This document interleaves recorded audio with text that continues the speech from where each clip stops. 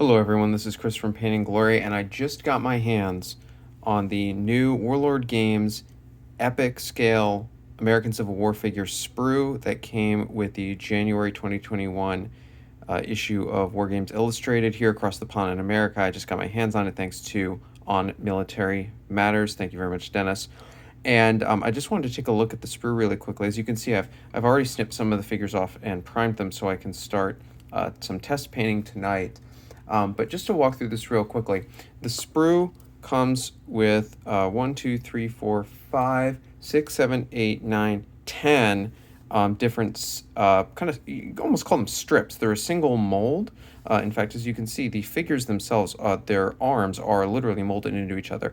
You could cut them apart and make them 2 strips of 5. That would be a lot of reconstructive work around the arms and shoulders of the 2 middle figures. I don't think it's worth it if you want to strip these apart into 2. I would keep them as 1. But you do come with 10 of them.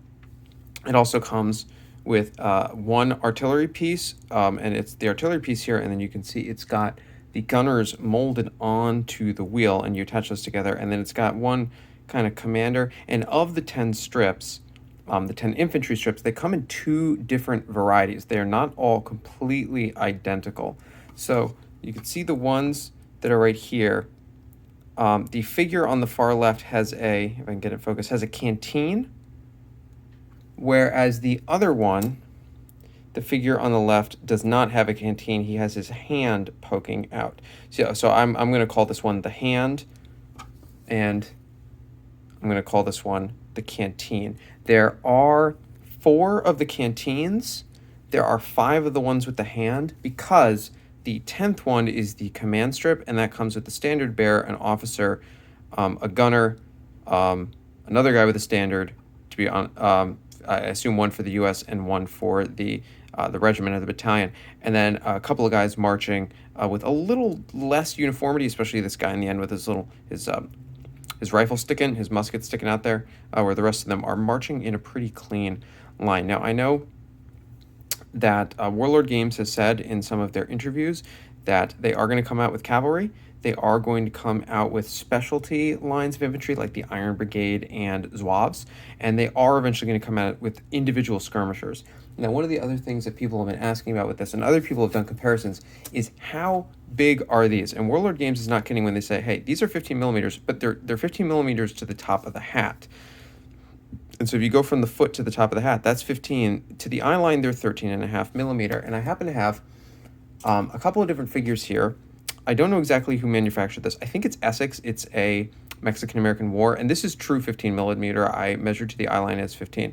And you can see they are a clear head larger. Pretty much right where the top of the hat is where this guy's chin is here on the left. So this 15 is very clearly bigger than these epic scale, or I'll call them 13.5 millimeter.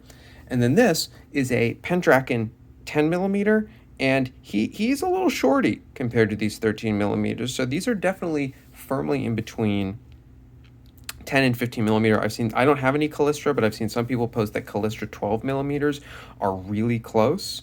I haven't seen any comparison of the Victrix 12 millimeter and these, because Victrix 12 millimeter are for World War II, and you wouldn't really mix and match them, but it'd be interesting if somebody just showed that they were close to Victrix, in case Victrix ever does decide to do something besides 12 millimeter World War II. They do a 12 millimeter ACW or maybe Napoleonics, but these are definitely 13.5. I'm going to say I really like the scale.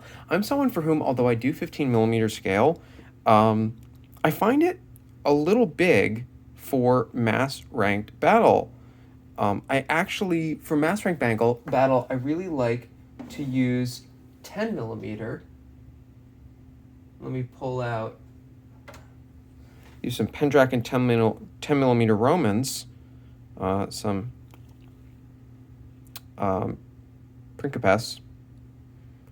And so you can see these are definitely bigger, but because they are injection molded plastic, they really have a lot of detail on them. You can see mustaches, you can see noses, You can see cross belts. You can see bands on the muskets.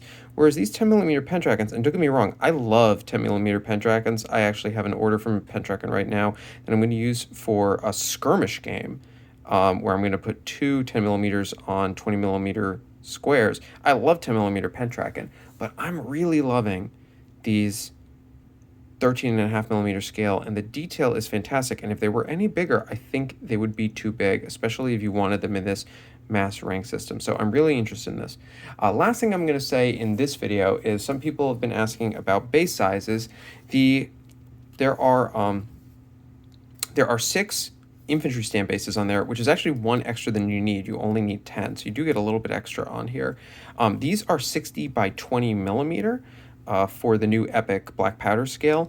Now, I know a lot of people who play Alter Freedom by Greg Wagman of Little War TV. That uses by default a 60 by 30 base, so it should be no problem to put these guys on a 60 by 30 base, or just use the 60 by 20 base and then either just, pretend there's a little extra space in there, or you could maybe put some sort of some movement tray on them, like a little extra sabot, so that you have extra space. The officer for the mounted officer that's pictured there, this is just this is a standard 20 by 20 base. And then the weird one is the artillery base. It's really kind of a weird size. It's 42mm by 30. I'm not really sure why 42mm, but it is. You could probably fit this artillery piece on a 30 by 30 if you really wanted to. The barrel would probably hang off a little bit, but I think it is doable. When I'll just see how that looks. This is again the one I got from Warlord Games Illustrated. I'm going to paint these up. I'm going to do 4 Union and 4 Confederate, and I'm going to do them in exactly the same paint scheme but with different primers. So I'm going to make a video about how exactly the same paint scheme looks over black with Zenithal white, and then I'm going to do a black with nothing, a gray, and a pure white. And then I'll have those 4 laid out for Confederates, and I'll have those 4 laid out for Union infantry, so we can really see the difference of how these look with different primers, so you can make an informed decision there. So I'm going to start working on this over the weekend, and with that, if you have any other questions, you can comment on the video, or I'm also very active in the Little Wars TV Discord. If you're a patron of Little Wars TV, it is a fantastic Discord to hang out on. So again, if you have any questions, make a comment, and I will see you in the next video.